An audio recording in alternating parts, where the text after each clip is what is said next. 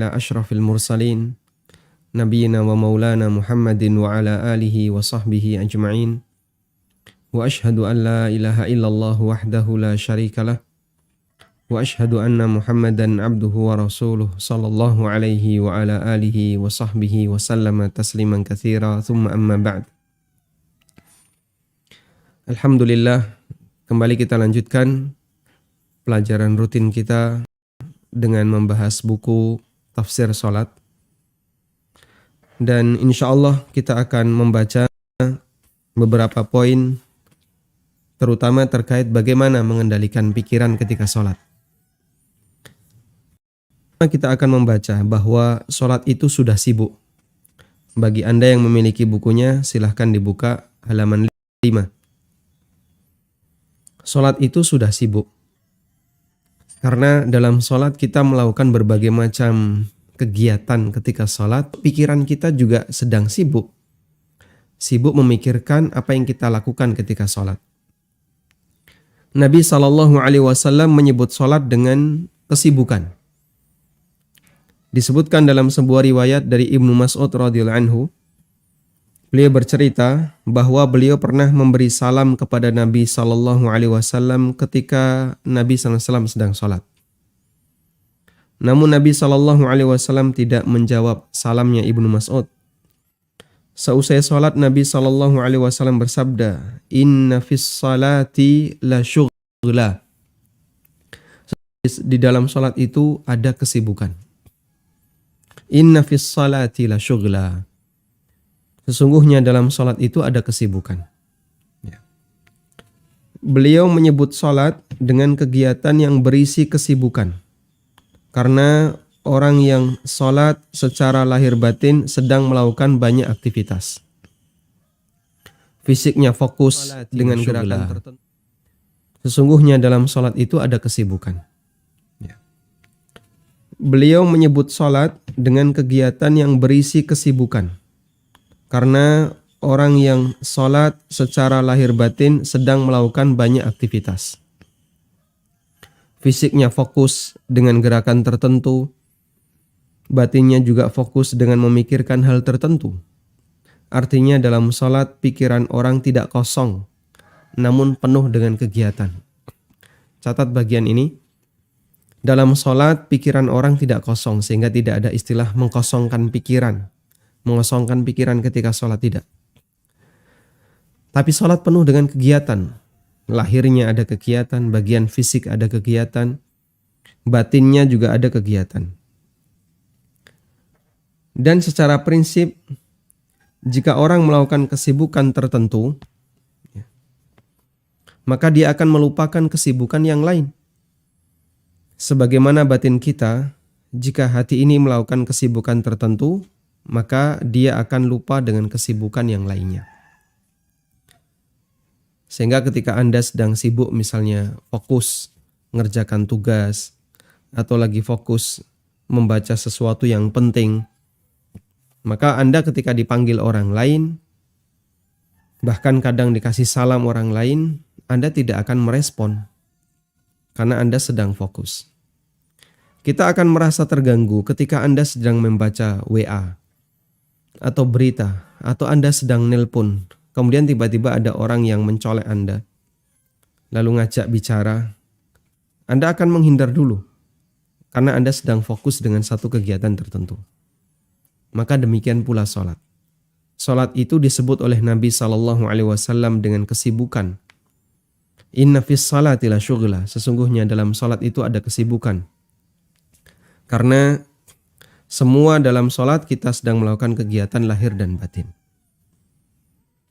Selanjutnya yang menjadi pertanyaan adalah, lalu apa yang perlu kita pikirkan ketika sholat? Apa yang perlu kita pikirkan ketika kita sedang sholat? Sementara berbicara dengan jiwa sendiri itu menghilangkan rasa khusyuk dalam sholat. Sebagaimana dalam pertemuan kemarin, kita telah menyampaikan Nabi SAW menyebutkan bahwa di antara orang yang tidak khusyuk dalam sholatnya adalah yuhadditsu fihi ma nafsah. Dia berbicara dengan dirinya sendiri. Berbicara dengan dirinya sendiri Artinya pikirannya melayang kemana-mana. Dan kemarin kita kasih gambaran ya, sebagaimana orang dalam film itu kan kadang ada adegan orangnya diem, tapi kemudian tiba-tiba terdengar suara yang itu mewakili suara batin. Itulah contoh yuhadditsu fihi ma nafsah. Dan orang yang sedang sholat kadang dia berbicara dengan dirinya sendiri, melayang kemana-mana pikirannya. Lalu apa yang harus kita pikirkan agar sholat kita disebut sebagai sholat yang khusyuk? Saya pernah bertanya kepada orang yang pernah mengikuti pelatihan sholat khusyuk, ya, yang harganya cukup mahal ya. Ketika itu harganya ya sekitar 1 juta ke atas. Sehingga untuk bisa bergabung ke situ, orang yang nggak mampu nggak bisa belajar. Ada jawaban yang beraneka ragam. Ada yang ngasih jawaban, saya ketika sholat membayangkan seolah-olah di depan saya itu ada Ka'bah. Sehingga dalam pikirannya, ngarepmu ini Ka'bah. Depanmu ini adalah Ka'bah. Ada juga yang bayangin, saya ketika sholat seolah-olah saya itu berada di luar angkasa. Ya, sehingga kanan kiri saya itu penuh dengan bintang-bintang, kemerlapan, langit yang demikian luas. Ada juga yang membayangkan saya ketika sholat membayangkan seolah-olah di depan saya itu serba putih, sehingga tidak ada benda apapun, ya, kosong, serba putih, selain hanya warna putih yang dia lihat. Itu kan bayangan-bayangan yang dihadirkan ketika hamba ini ingin khusyuk. Tapi dia kebingungan gimana caranya mengendalikan pikiran. Saya tidak tahu apa yang diajarkan dalam pelatihan sholat khusyuk itu. Cuman saya penasaran, mereka yang sudah ikut sholat khusyuk, pelatihan sholat khusyuk, saya ingin tahu gimana caranya sholat khusyuk. Ternyata jawabannya beda-beda. Ada yang ketika khusyuk itu diartikan membayangkan Ka'bah, membayangkan warna putih di depan, membayangkan seperti di awang-awang, dan aneka bayangan-bayangan yang lainnya. Baik, coba kita perhatikan khusyuk. Kemarin kita telah bahas ya. Artinya adalah fokus. Orang yang khusyuk berarti dia sedang fokus. Sehingga khusyuk ketika sholat berarti fokus dengan sholatnya. Fokus dengan ibadah sholat yang dikerjakan. Fokus fisik berarti melakukan gerakan yang sesuai sunnah Nabi SAW ketika sholat. Ketika Anda diam dalam posisi sedekap, wajah menghadap kiblat, melihat ke arah tempat sujud, tidak banyak bergerak, berarti gerakan Anda telah fokus, dan itulah khusyuk fisik. Kemarin sudah kita singgung. Sehingga khusyuk fisik itu memikirkan bagaimana caranya gerakan kita sesuai dengan sunnah Nabi SAW. Mulai dari takbiratul ihram. Allahu Akbar. Ada teorinya Pak? Ada. Sehingga tidak main sembarangan. Sebagian besar kita ketika takbiratul ihram itu gerakannya gerakan otomatis. Kok bisa? Ya begitu kita sudah menghadap ke arah kiblat, imam takbiratul ihram, kita langsung takbiratul ihram. Dan kita nggak pernah gubris. Tangan ini di posisi mana? Allahu Akbar. Allahu Akbar. Apakah di sini, di sini?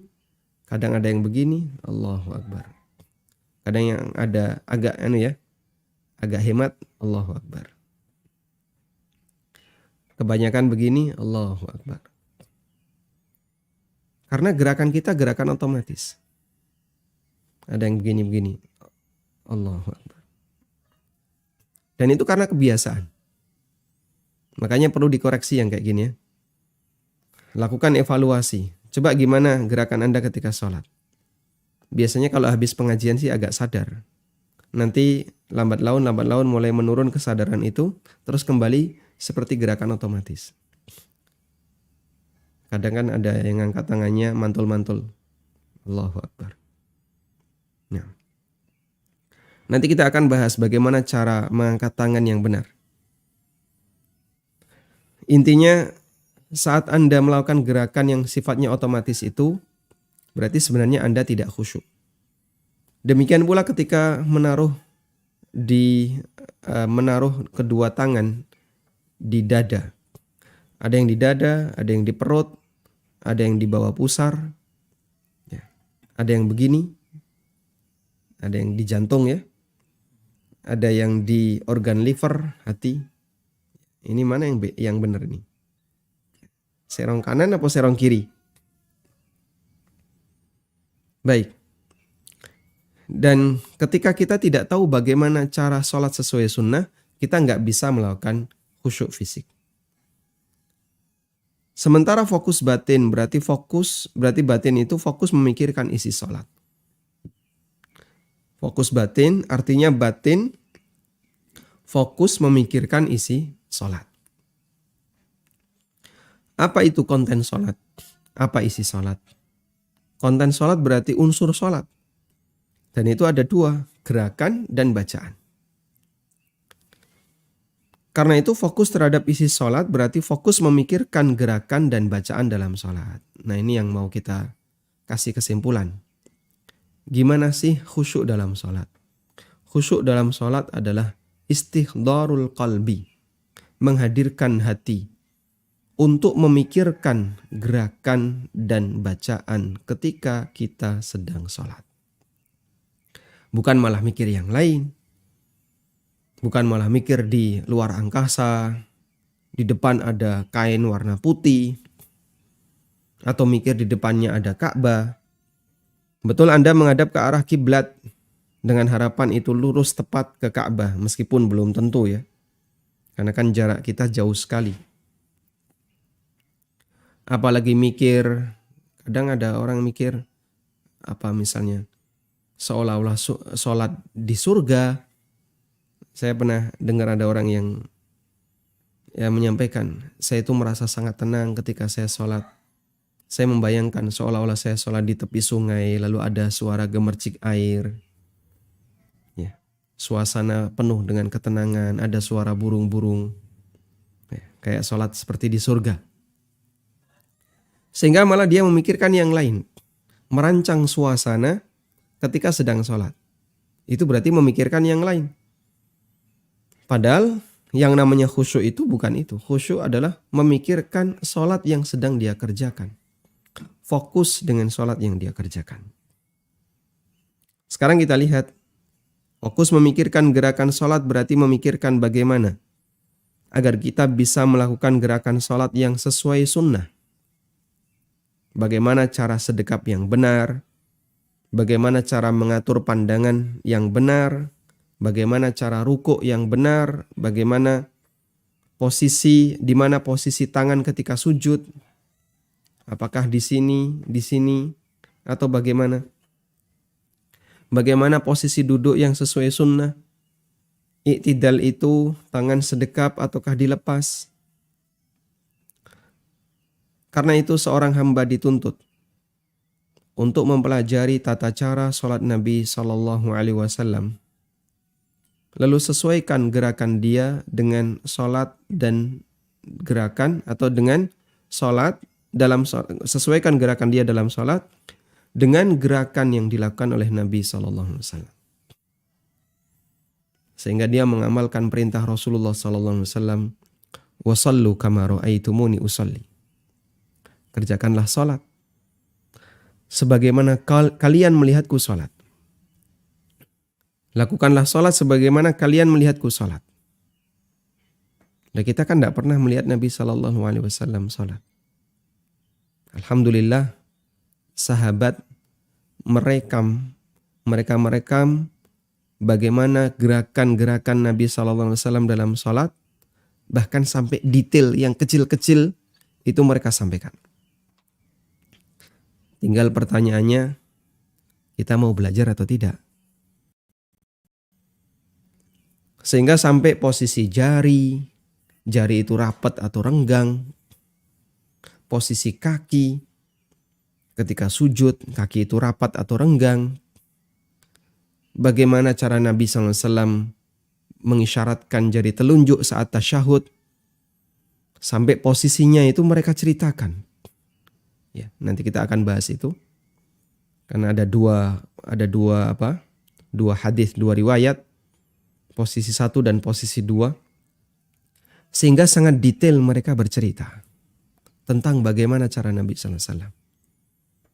Anda ketika pelajari semuanya, seolah-olah melihat Nabi SAW sedang sholat.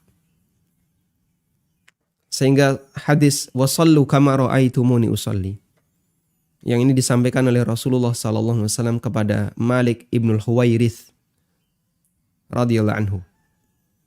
Ketika Malik ibnul Huwairith mau pulang, meninggalkan Madinah, pamitan kepada Rasulullah SAW, Nabi SAW berpesan kalimat itu. Dan kemudian hadis ini menjadi hadis panduan tentang bagaimana cara sholat yang benar. Sehingga pada prinsipnya adalah jadikan gerakan sholat kita berdalil. Kamu ketika sedekap seperti itu, dalilnya apa? Ada dalilnya. Waktu ngangkat tangan kok kayak gitu, dalilnya mana? Ada dalilnya.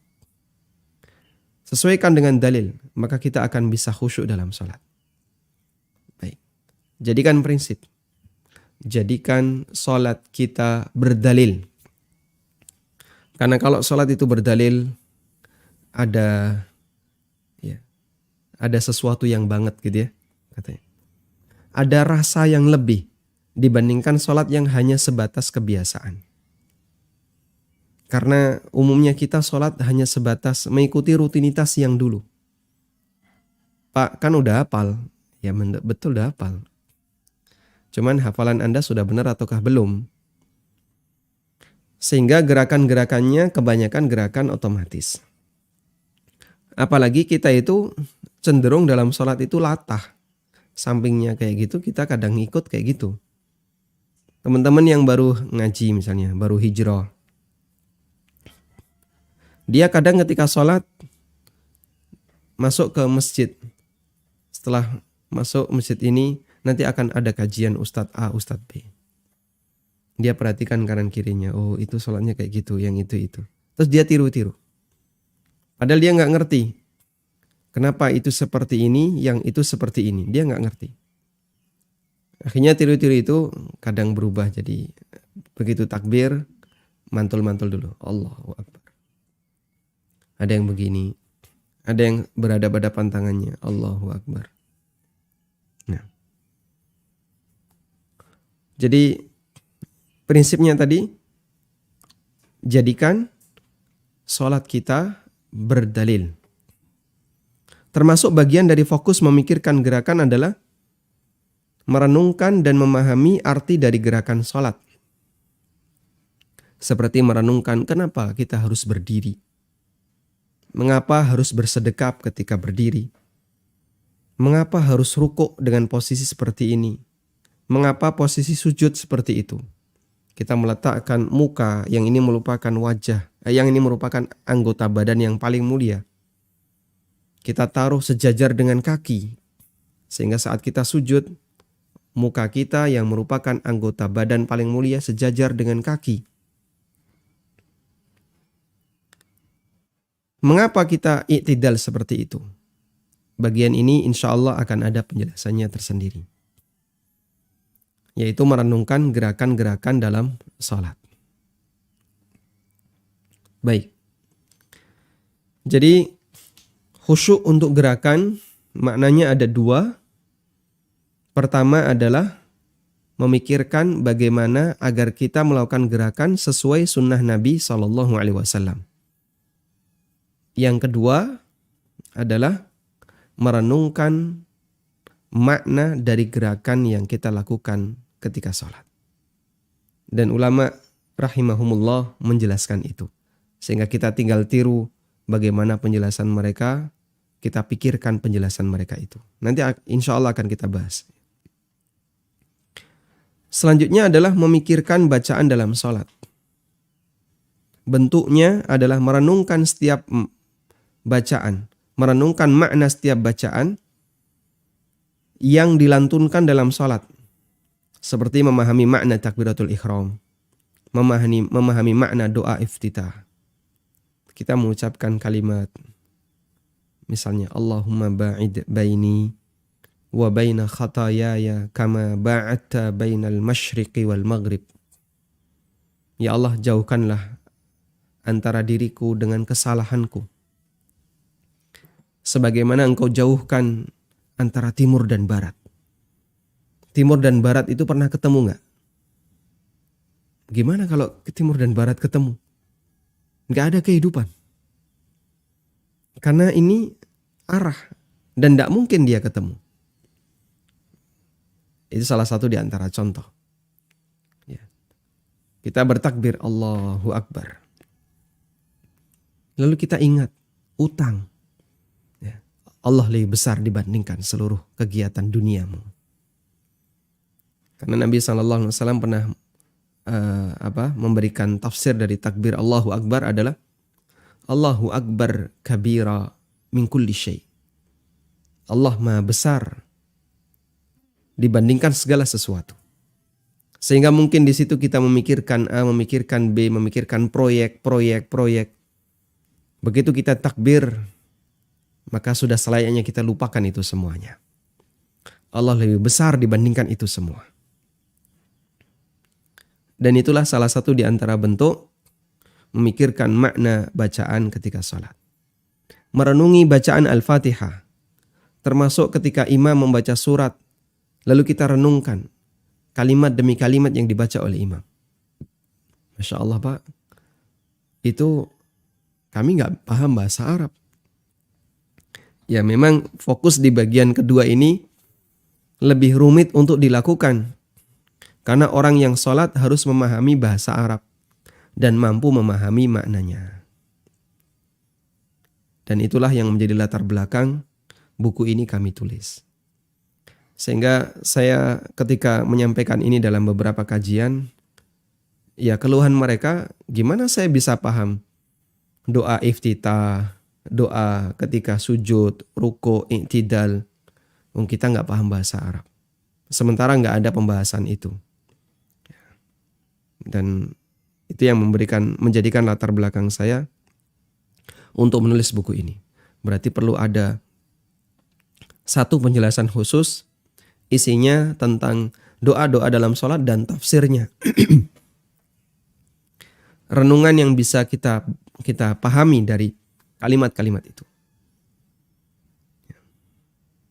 Sehingga ketika kita sholat, kita bisa memahami makna dari setiap bacaan yang kita ucapkan. Cuman mohon maaf, untuk bacaan imam gak ada di buku ini ya. Karena kalau bacaan imam saya masukkan buku ini nanti jadinya buku tafsir. Sehingga imam misalnya membaca surat Al-Falaq, Pak di sini nggak ada tuh penjelasan surat Al-Falaq. Ya kalau saya turuti imam baca apa nanti buku ini jadinya buku tafsir.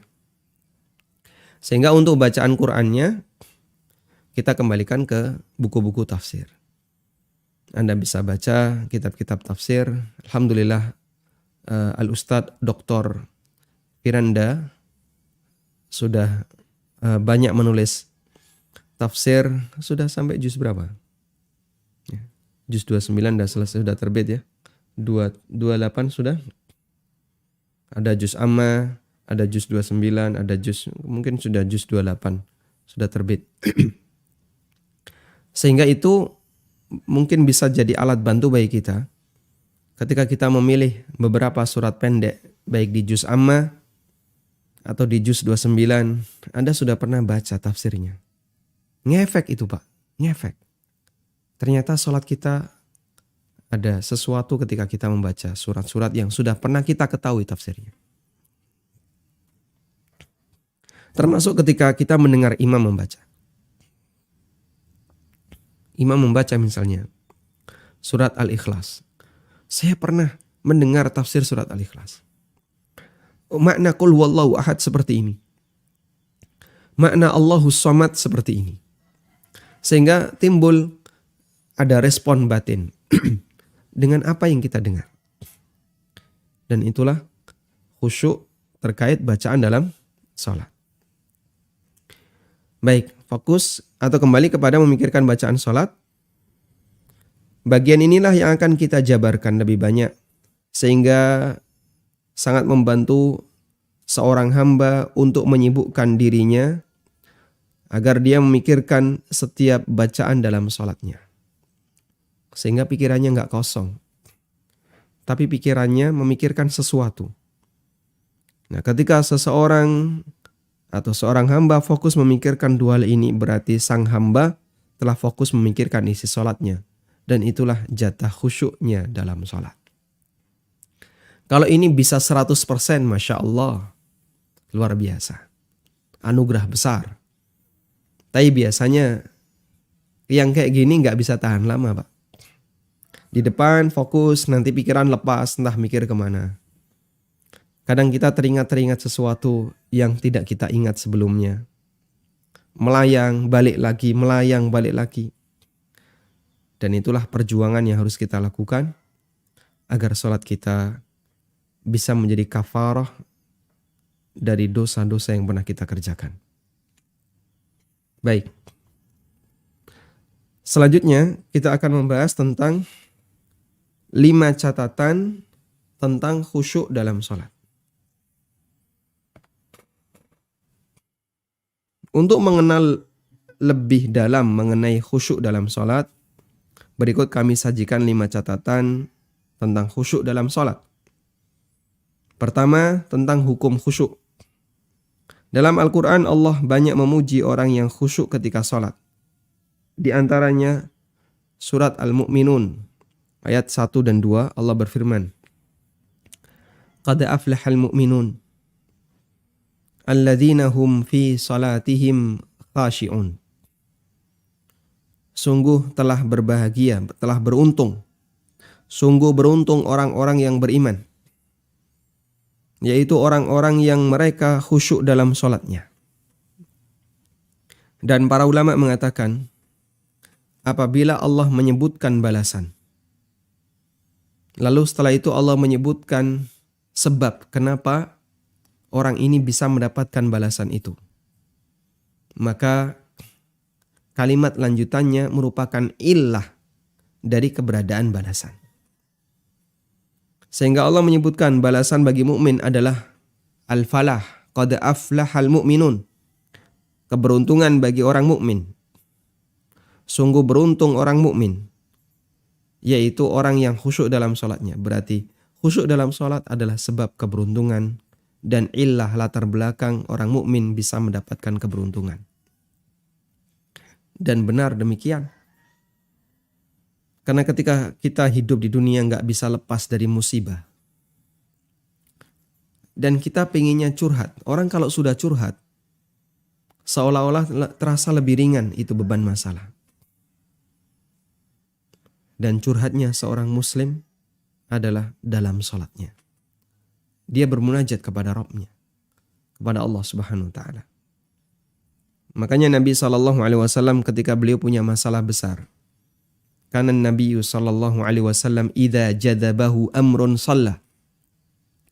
Nabi SAW kalau punya masalah besar beliau sholat. Sehingga beliau tidak nangis tengkurap. Ya, biasanya wanita kan kayak gitu ya, punya masalah sedih nangis tengkurap. Beliau juga tidak kemudian misalnya terus piknik kemana, jalan-jalan, tidak. Tapi yang dilakukan oleh Rasulullah SAW, begitu beliau punya masalah, beliau sholat. Allah juga berfirman ketika memuji Zakaria alaihissalatu wassalam, fastajabna lahu wa wahabna lahu Yahya. Kami memperkenankan doanya dan kami anugerahkan kepadanya, kepada Zakaria, Yahya. Wa aslahna lahu zaujah, dan kami jadikan istrinya dapat mengandung. Istrinya diperbaiki oleh Allah sehingga yang sudah menopause, yang sudah tidak produktif, tapi dengan kuasa Allah, dengan izin Allah, istrinya bisa hamil. Innahum kanu yusari'una fil khairat wa yad'unana raghaban wa rahaba wa kanu lana khashi'in. Sesungguhnya mereka para nabi itu adalah orang-orang yang selalu bersegera dalam mengerjakan perbuatan kebaikan. Dan mereka berdoa kepada kami dengan raghaban wa rahaba, diiringi rasa harap dan cemas. Wa kanu lana khashi'in, dan mereka adalah orang-orang yang khusyuk kepada kami. Sehingga para nabi dipuji oleh Allah dengan khusyuknya salat yang mereka kerjakan. Ada banyak pujian bagi orang yang khusyuk ketika salat. Berarti menunjukkan sebaliknya, celaan bagi mereka yang tidak khusyuk dalam salat. Sehingga orang yang salat dituntut untuk fokus pikirannya dengan salatnya agar bisa khusyuk dalam salat, agar dia tidak termasuk orang yang tercela. Tayyib. Dan ini adalah kesimpulan mafhum mukhalafah. Jika khusyuk dalam salat dipuji oleh Allah, berarti tidak khusyuk adalah tindakan yang tercela. Selanjutnya ulama berbeda pendapat mengenai hukum khusyuk dalam salat. Jumhur ulama berpendapat bahwa khusyuk hukumnya anjuran dan tidak wajib. Status khusyuk dalam salat adalah penyempurna salat.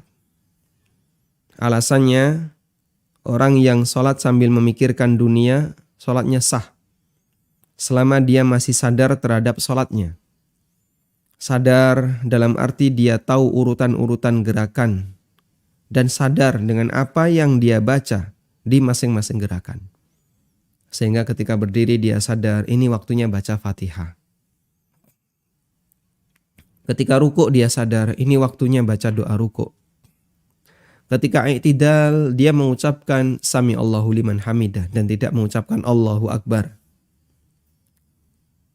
Ya. Meskipun pikirannya sedang melayang kemana-mana, tapi dalam setiap titik-titik gerakan ini dia sadar. Dalam ensiklopedia fikih dinyatakan, ikhtalafal fuqaha'u fi hukmil khusyu'i fis shalah. Ulama berbeda pendapat mengenai hukum khusyuk ketika salat. Dhahaba jumhurul fuqaha'i ila annahu sunnatun min sunanis salati. Jumhur ulama berpendapat bahwa khusyuk termasuk salah satu sunnah salat. Bidalili sihhati salati man yufakkiru bi amrin dunyawiyyin idh lam yakulu bibudlaniha. Dengan dalil, orang yang berpikir masalah dunia ketika salat, status salatnya tetap sah. Karena mereka tidak menganggap batalnya salat seseorang selama dia masih sadar idza kana dhabitan af'alaha, selama dia masih sadar dengan gerakan salatnya. Saya sedang takbiratul ihram. Saya sedang Saya sedang ruku, saya sedang sujud dan seterusnya. Dilanjutkan keterangan, wa dhaba ba'du fuqaha'i kullin minal Hanafiyah wal Malikiyah wasy-Syafi'iyah wal Hanabilah ila annal khusyu'a lazimun min lawazimis salah. Sementara sebagian ulama di kalangan Hanafiyah, Malikiyah dan Syafi'iyah serta Hambali, mereka mengatakan khusyuk itu salah satu kewajiban salat. Hanya saja mereka beda pendapat. Ini cukup panjang bahasa Arabnya, saya langsung kutipkan terjemahannya ya. Hanya saja mereka berbeda pendapat mengenai status kewajibannya. Ada yang mengatakan khusyuk termasuk kewajiban dalam sholat, namun sholat tidak batal ketika tidak khusyuk karena ma'fu, dimaafkan. Ada yang mengatakan khusyuk termasuk kewajiban dalam sholat dan sholat batal jika tidak khusyuk. Ada yang mengatakan khusyuk itu syarat sah sholat, namun syarat untuk sebagian dan bukan keseluruhan. Sehingga menurut pendapat ini harus ada khusyuk di sebagian kegiatan sholat, meskipun tidak khusyuk di tempat yang lain. Sebagian ulama yang mengambil pendapat ini, mereka menentukan bagian sholat mana yang harus khusyuk. Mereka mengatakan selayaknya khusyuk dilakukan ketika takbiratul ihram. Baik. Nah, dan pendapat yang benar, kita coba lihat tarjihnya. Pendapat yang benar bahwa orang yang tidak khusyuk, sholatnya tetap sah, hanya saja tidak ada pahalanya. Terdapat beberapa dalil yang menunjukkan bahwa dalam sholat terkadang orang memikirkan sesuatu di luar sholat dan statusnya sholatnya sah.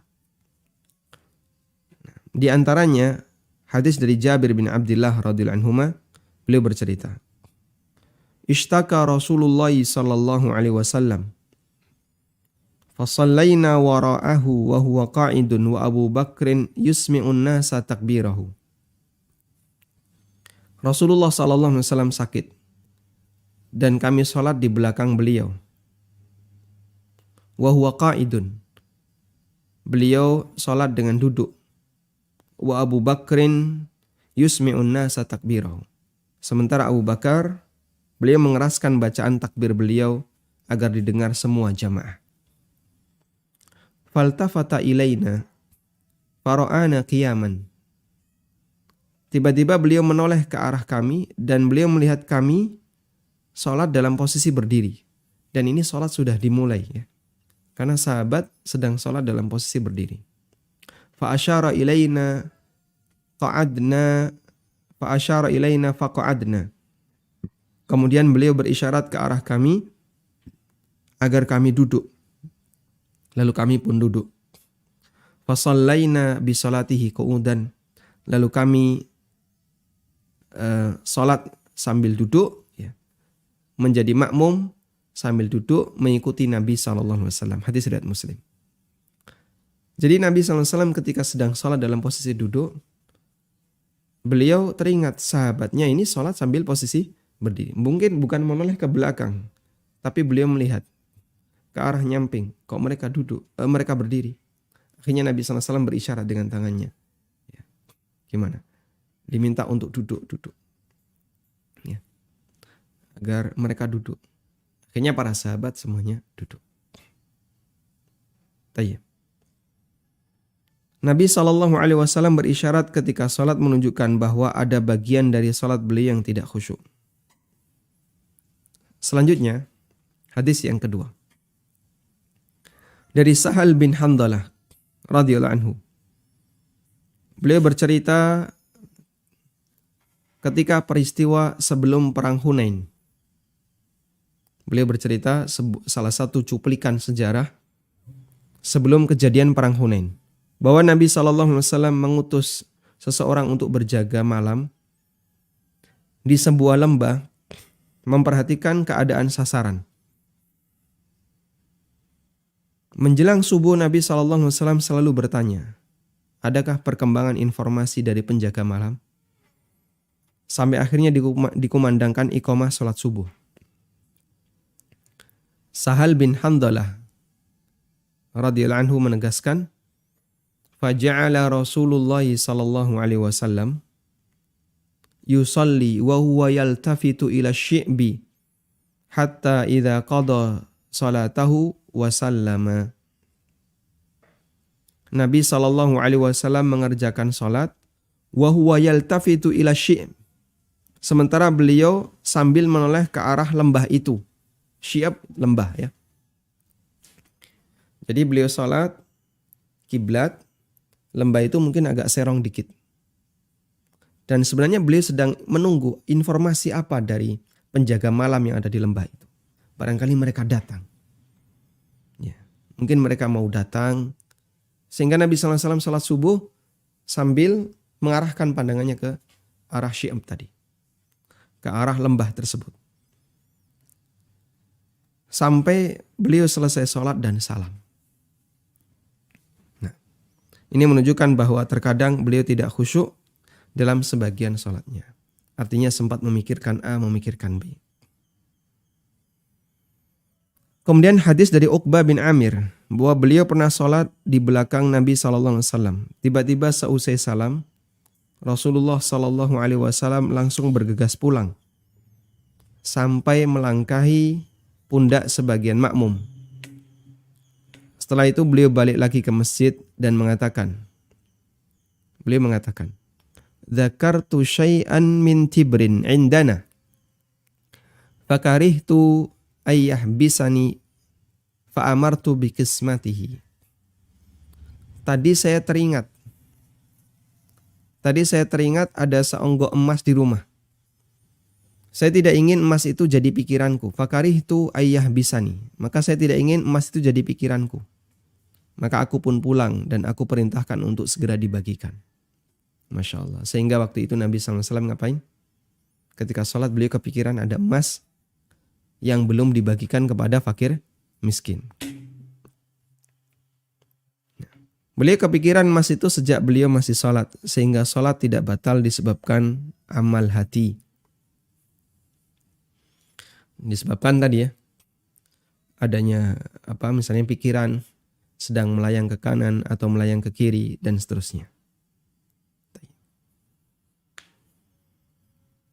Dan masih banyak dalil yang lainnya, seperti Nabi SAW pernah sholat dan beliau berniat untuk memanjangkannya, namun beliau mendengar ada bayi nangis. Kemudian beliau mempercepat sholatnya dan beliau menyampaikan alasannya, karena saya tidak ingin ibunya sedih, nanti ibunya kepikiran. Demikian pula beliau pernah sholat di rumah, kemudian Aisyah datang. Lalu beliau bukakan pintunya, termasuk beliau sholat sambil menggendong cucunya yang bernama Umamah bintu Abil As bin Rabi' radhiyallahu anhuma. Hanya saja unsur khusyuk harus ada dalam setiap sholat yang dikerjakan seseorang. Baik, jadi sampai di situ tadi kita mendapatkan kesimpulan bahwa kalau sholat itu tidak khusyuk, tidak sampai batal. Namun unsur khusyuk harus ada dalam sholat yang dikerjakan seseorang. Sehingga jika ada orang yang sholat dan tidak khusyuk sama sekali, 100% gak khusyuk, kepikiran yang lain terus, maka sholatnya batal. Berdasarkan hadis dari Aisyah radhiyallahu anha, Nabi SAW bersabda, la yusalli bihadratit ta'am wala huwa yudafi'uhul akhbathan. Gak ada sholat ketika makanan sudah dihidangkan sementara dia pingin makan. Lapar, pingin makan, sehingga ketika sholat kepikiran makanan. Wala huwa yudafi'ul akhbathan, termasuk juga sholat sambil menahan dua buang hadas. Ingin buang air besar atau buang air kecil. Baik. Menahan dua hadas maknanya adalah menahan hadas yang keluar dari jalan depan dan belakang. Dalam kondisi sangat lapar, ingin makan, sementara makanan yang sudah disajikan, atau kondisi kebelet ingin buang air atau buang angin, jika tetap dipaksa sholat, maka tidak akan khusyuk sama sekali. Ini yang membuat sholatnya dikerjakan tanpa ada unsur khusyuk dan itu menyebabkan sholatnya batal. Sehingga la sholata di sini atau la yusalla di sini dimaknai sholatnya dinilai tidak sah. Wallahu alam. Kita tambahkan hukum menahan kentut ketika sholat. Acuan kita adalah hadis Aisyah radhiyallahu anha. Nabi SAW bersabda, la yusalla bihadratit ta'am. Tidak boleh sholat ketika makanan sudah dihidangkan. Terkait menahan kentut, As-Sun'ani membedakan antara kentut yang kuat, kebelet, dengan kentut yang ringan. Masya Allah ya. Jadi dalam fikih ada pembahasan kentut dibagi dua, gitu ya. Kentut kuat dan kentut ringan. Ketika menjelaskan hadis Aisyah di atas, beliau mengatakan, wa yulhaqu bihima mudafa'atur rihi fahadha ma'al mudafa'ati wa amma idza kana yajidu fi nafsihi thiqalu dhalika wa laysa hunaka mudafa'ah fala nahya 'anis salati ma'ahu. Termasuk dalam larangan di atas adalah menahan kentut. Ini jika disertai kebelet, mudafa'ah. Sehingga kentutnya sudah mendorong-dorong, pingin keluar, tapi ditahan kuat. Adapun jika dirinya mampu menahan dan tidak ada rasa kebelet, walaysa hunaka mudafa'ah, fala nahya 'anis salati ma'ahu, maka tidak terlarang sholat sambil menahannya. Sehingga kadang ada kentut, mau keluar tahan dikit, dia udah hilang. Ya. Nanti muncul lagi, tahan dikit, sudah hilang. Tapi kalau sampai mukanya merah gitu ya. Terus apa lagi? Kemudian menahan kuat, kayak orang mau kebelet itu. Maka itu bisa membatalkan salat. Wallahu a'lam. Tayyib, ini catatan pertama terkait masalah khusyuk. Dan insya Allah kita akan bahas khusyuk mukmin dengan khusyuk munafik. Atau saya tambahkan sedikit istilah ini ya. Ada dua hal yang perlu Anda bedakan.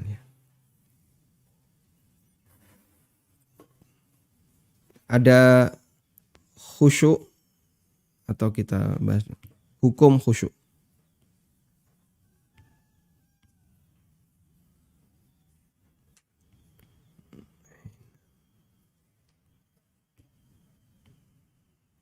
Hukum khusyuk tadi ya.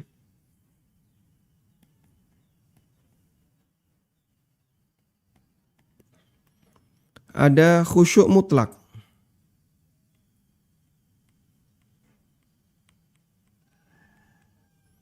Ada mutlakul khusyuk.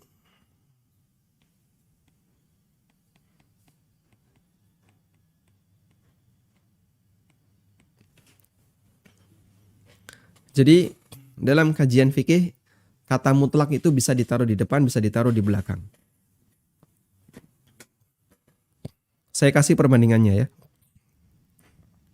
Ada istilah al-ma'ul mutlak.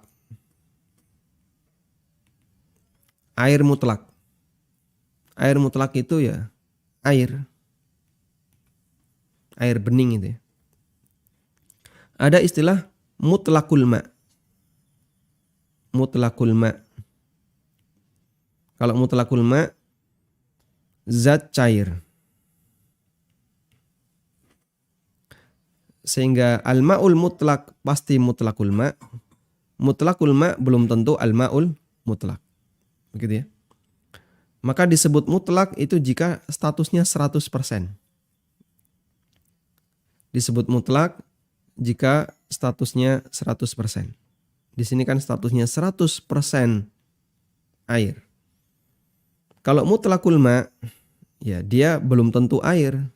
Ada airnya tapi campur dengan yang lain. Jadi air plus ada campuran yang lain.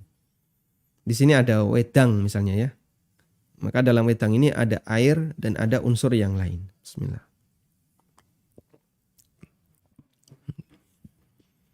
Maka wedang ini disebut dengan mutlakul ma'. Alhamdulillah.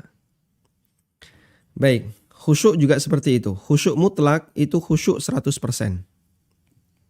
100% khusyuk. Mutlakul khusyuk itu berarti khusyuk tapi kurang. Khusyuk tapi kurang. Berapa persen? Ya, wallahu a'lam, tergantung orangnya. Ada yang cuma 5%, 10%, sekian persen ya. Tayyib. Nah, untuk khusyuk mutlak ini enggak wajib. Karena mustahil kita bisa melakukannya. 100% khusyuk itu mustahil kita bisa melakukannya. Sedangkan mutlakul khusyuk ini wajib. Nah, selanjutnya ulama beda pendapat. Mutlakul khusyuk itu harus ada di mana? Minimal untuk bisa disebut sholatnya sah. Ada sebagian yang mengatakan minimal takbiratul ihram harus khusyuk. Meskipun kadang bisa jadi setelah itu dia nggak khusyuk. Intinya dalam sholatnya harus ada unsur khusyuk meskipun sedikit. Harus ada unsur khusyuk. Wallahu ta'ala alam. Baik, demikian yang bisa kita bahas. Semoga bermanfaat. Wassallallahu ala nabiyyina Muhammadin wa ala alihi wa sahbihi wasallam wa akhiru da'wana alhamdulillahi rabbil alamin. Salurkan donasi Anda. Tidak ada satupun di antara sahabat Nabi SAW yang punya kemampuan kecuali mereka wakaf Untuk pembangunan SDTQ MIPS melalui rekening Bank Syariah Mandiri, kode bank 451, nomor rekening 7441049999 atas nama Yayasan Amal Abadi Indonesia. Info donasi 082 12345 7441. Semoga Allah Subhanahu wa taala memberikan keberkahan dan kemudahan. Wassallallahu ala nabiyyina Muhammadin wa ala alihi wa sahbihi wasallam. Wa akhiru da'wana anil hamdulillahi rabbil alamin. Wassalamualaikum. Alhamdulillah. Selanjutnya kami persilahkan bagi Anda yang mau bergabung. Baik, silahkan. Assalamualaikum Ustaz. Waalaikumsalam warahmatullah. Silakan Bapak. Ya Ustaz, saya mau tanya Ustaz, di sini kan keterangannya bahwa orang tidak khusyuk itu sholatnya tetap sah, hanya tidak ada pahalanya. Nah, apakah tidak sebaiknya kalau kita sudah tahu kalau kita tidak khusyuk, kita batalkan saja gitu sholat dan kita ulang gitu? Apakah mana yang lebih benar gitu Ustaz? Itu yang pertama Ustaz. Yang kedua, saya pernah dengar ini Ustaz, katanya ada beberapa hal yang dimana kita dibenarkan untuk membatalkan sholat Ustaz. Misalkan apa ya, apa sih yang namanya, kayak misalkan gempa bumi gitu, jadi kita harus melarikan diri gitu. Nah itu ada keterangannya nggak Ustaz? Apa saja detailnya sehingga kita diperbolehkan untuk membatalkan sholat gitu Ustaz? Ya. Mungkin itu aja Ustaz. Jazakallahu khairan, barakallahu fikum. Wa jazakumullahu khairan. Tayyib. Pada asalnya begini. Ketika kita melakukan amal yang wajib, maka kita tidak boleh membatalkan amal itu tanpa sebab. Allah Subhanahu wa taala berfirman, "Wala tubtilu a'malakum." Janganlah kalian membatalkan amal kalian. Ini ada di surat Wala tubtilu, ada di surat Muhammad ayat 33. Ya ayyuhalladzina amanu atii'ullaha wa atii'ur rasul wa la tubtilu a'malakum. Wahai orang-orang yang beriman, taatilah Allah dan taati Rasul, dan jangan kalian batalkan amal kalian. Karena itu, ketika kita sudah mulai beramal, apalagi itu amal wajib, maka pada asalnya tidak boleh kita batalkan. Kecuali kalau amal itu tidak sah, misalnya ngentut, ya jelas Anda harus batalkan sehingga Anda harus wudu. Atau kebelet, maka Anda harus batalkan untuk buang air. Namun kalau tidak ada sebab apapun, selain karena pikiran melayang kemana-mana, maka pada asalnya kita tidak boleh untuk membatalkannya. Orang ketika berpuasa qadha, dan itu puasa wajib, apalagi puasa Ramadan yang tepat pada waktunya di bulan Ramadan. Ketika dia sudah mulai berpuasa, maka dia tidak boleh membatalkannya, sehingga harus dia selesaikan. Haji dan umroh juga demikian. Ketika orang sudah memulai berangkat ihram, maka tidak boleh dia putus, harus dia selesaikan. Allah Ta'ala berfirman, wa atimmul hajja wal umrata lillah. Sempurnakanlah haji dan umroh untuk Allah Ta'ala. Sehingga pada asalnya kita tidak boleh membatalkan amal ketika amal itu sudah kita mulai untuk amal yang wajib. Tapi kalau amal yang sunnah, kembali kepada kerelaan masing-masing. Karena Nabi SAW mengatakan, al-mutatawwi'u amiru nafsih. Orang yang melakukan amal tatawwu, amal sunnah, amiru nafsi, maka dia menjadi pemimpin bagi dirinya sendiri. Artinya terserah dia. Mau dia lanjutkan, mau dia batalkan, silahkan. Nabi SAW membatalkan puasa sunnah. Ketika beliau pulang dan mendapatkan cerita, tadi ada yang ngasih hadiah hais, makanan hais. Kemudian beliau batalkan, padahal sebelumnya beliau puasa. Baik. Lalu bagaimana kalau misalnya terjadi gempa atau bencana alam yang lainnya? Itu posisi kita ketika kita sedang sholat dalam suasana seperti itu, posisi kita dalam bahaya. Sementara ketika kita dalam bahaya lalu kita diam saja, padahal sudah tahu itu berbahaya, mungkin bisa masuk dalam kategori bunuh diri. Sudah tahu ini mau amblek, ya, mau roboh ini gedung, goyang, dan prediksi kita ini pasti akan roboh. Kalau kita tetap diam saja, bisa terhitung bunuh diri. Artinya justru malah perbuatan dosa. Ya meskipun statusnya tidak sebesar bunuh diri dengan gantung diri atau dengan pisau atau dengan menelan racun. Cuman terhitung sebagai perbuatan yang perbuatan yang dia membahayakan diri sendiri. Dan Allah Subhanahu wa taala berfirman, "Wala tulqu biaidikum ila tahlukah." Janganlah kalian menjerumuskan diri kalian kepada kebinasaan. Kalau ini membinasakan diri sendiri, hindari. Para ulama juga menyebutkan orang yang berpuasa lalu dia sakit, dan menurut perhitungan dia, kalau ini tetap saya lanjutkan berpuasa, bisa jadi saya mati. Orang sakit berpuasa dan tetap dilanjutkan, mungkin bisa jadi akan mengancam nyawanya. Maka terlarang bagi dia untuk melanjutkan puasa, wajib untuk dibatalkan. Kalau dia lanjut puasa, bisa berdosa disebabkan karena dia menjerumuskan dirinya dalam kebinasaan. Dan itu yang bisa kita jadikan sebagai alasan. Kalau misalnya ada orang sedang sholat, tiba-tiba ada harimau mau menerkam, ya Anda harus lari, menyelamatkan diri. Atau ada bahaya yang lain yang mengancam, Anda harus menghindar, menyelamatkan diri. Tidak boleh tetap diam. Wallahu a'lam.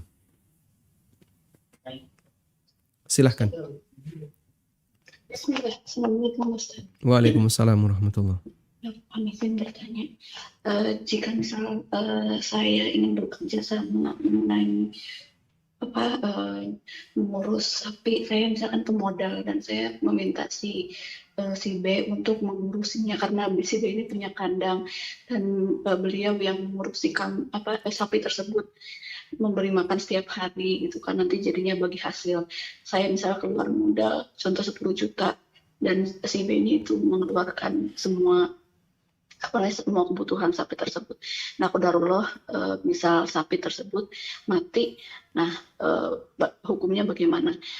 Kan disebutkan bahwa jika misalnya kita kerja sama itu harus bagi untung dan bagi rugi ya.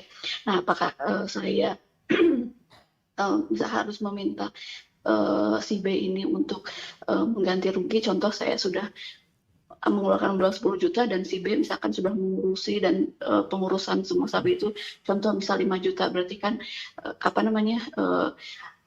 kita bagi gitu kan kerugiannya gitu. Apakah dia harus mengembalikan ke kita untuk kerugiannya atau misalkan memang ya sudah dia tidak mengeluarkan apa-apa gitu kan, karena dia juga sudah mengeluarkan effort, mengeluarkan biaya untuk memberikan makan sapi tersebut. Itu sih Ustadz yang saya tanyakan. Dan yang kedua saya mau tanya, saya punya kebiasaan jika mau Ramadan itu kan menghias rumah untuk membangkitkan semangat anak-anak di rumah gitu kan. Apakah diperbolehkan misal saya menggantung-gantung lampu hias di luar rumah gitu kan dengan tulisan-tulisan yang thayyib dengan lampu-lampu yang menyala-nyala, apakah itu termasuk ikut-ikutan seperti orang yang contoh Natalan kan banyak tuh yang menggunakan lampu-lampu gitu kan, apakah diperbolehkan atau tidak? Itu aja Ustaz yang saya tanyakan. Syukron, jazakallah. Ya. Baik, dalam usaha kerjasama, baik bentuknya mudharabah maupun musyarakah, kita diajarkan rumus keseimbangan, bahwa peluang untung harus seimbang dengan resiko rugi. Dalam arti, siapa yang ingin mendapatkan keuntungan, maka dia harus siap dengan resiko kerugian. Sehingga kalau orang ingin untung tapi dia nggak mau rugi, maka seperti ini tidak bisa diterapkan dalam kegiatan musyarakah atau mudharabah. Selanjutnya, bagaimana cara dan teknis pembagian keuntungan dan teknis pembagian kerugian. Kalau untung, maka di situ ada bagi hasil begitu ya. Nah, bagi hasil dia kembali kepada kesepakatan. Kembali kepada kesepakatan. Sudah? Sehingga masalah angkanya apakah 50%, 50%, ataukah angka yang lain n persen, itu kembali kepada kesepakatan. Lalu untuk resiko rugi bagaimana? Jika terjadi rugi, maka kan berarti ada bagi rugi. Bagi rugi itu bukan pakai prosentase bagi untung. Sehingga nanti kalau rugi kita 50% ya, bukan seperti itu. Rugi itu dihitung berdasarkan apa yang sudah kau keluarkan. Oh, saya mengeluarkan ini. Yang ini mengeluarkan ini. Ya sudah, yang kau keluarkan dan sudah habis, nggak balik gitu aja. Itu teori rugi. Apa yang sudah kita keluarkan, ternyata dia habis. Maka Anda harus merelakan, itu nggak balik. Itulah bagi rugi. Sehingga kalau tadi Anda sebagai pemodal, misalnya mengeluarkan uang 10 juta, ya. Lalu mudorib, pengelola, dia menyediakan kandang. Kandang ini kan ada lahan, Anda nggak perlu sewa lahan kandangnya. Plus tenaga. Dia sudah merawat selama beberapa waktu. Sapinya mati. Sapi mati. Terus gimana? Sapi mati ini apa yang bisa dimanfaatin? Tidak ada Pak, bangkai tidak boleh dijual. Baik, berarti nggak berubah jadi uang sepeser pun. Ini boleh disamak kulitnya, cuman nanti kulitnya nggak boleh dijual ya, sehingga untuk kepentingan pribadi. Tapi kadang mungkin Anda akan kerepotan, buat apa kulitnya, sudahlah, buang semuanya aja. Lalu dibuang semuanya ya. Ketika dibuang semuanya, ini kan hilang. Ini hilang. Pengelola kehilangan tenaga. Kandangnya utuh. Kandang utuh. Sudah? Maka kandang balik ke pengelola wong dia utuh. 10 juta hilang semuanya. Ya Anda jangan balik, Anda minta balik sepeser pun. Saya minta balik sebagian. Nah kan sudah hilang ini. Maka apa yang kita keluarkan, lalu usaha itu rugi, sehingga modal kita hilang, yang hilang jangan minta balik. Wallahu a'lam. Yang kedua, bolehkah kita menghias tadi ya, menghias rumah? Wallahu a'lam, saya tidak tahu jawabannya. Apakah ini masuk tasyabbuh ataukah tidak dengan orang non-muslim ketika mau hari raya, kemudian rumahnya dihias dengan kelap-kelip lampu, itu masuk tasyabbuh ataukah tidak? Namun intinya memotivasi anak-anak untuk semangat beribadah itu satu hal yang bagus, dan metode seperti ini saya nggak tahu hukumnya ya. Mungkin Anda bisa tanyakan kepada ustadz yang lain. Wallahu a'lam. Bismillah. Bagaimana apabila dalam sholat kita memikirkan dosa-dosa kita?